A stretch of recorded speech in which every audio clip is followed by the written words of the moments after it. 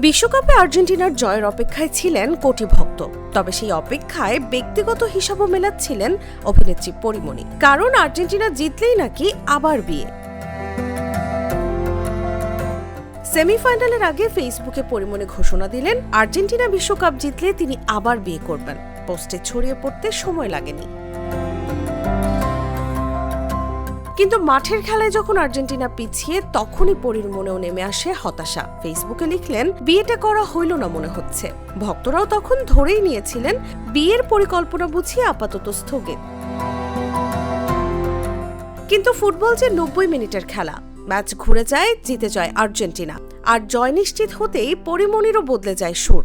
নতুন পোস্টে ইংল্যান্ড অধিনায়ক হ্যারি কেইনকে খোঁচা দিয়ে লিখলেন, হ্যারি কেইন, পারলে না তুমি আমার বিয়েটা ঠেকাতে।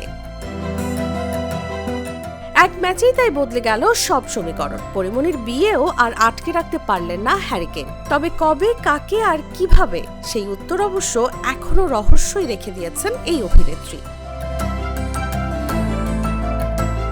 ফুটবলের উত্তেজনা, তারকার রসিকতা আর ভক্তদের মন্তব্য সব মিলিয়ে সামাজিক যোগাযোগ মাধ্যমে এখন একটাই প্রশ্ন, আর্জেন্টিনা তো জিতল, এবার কি সত্যি বিয়ে সানাই বাজবে পরিমণির?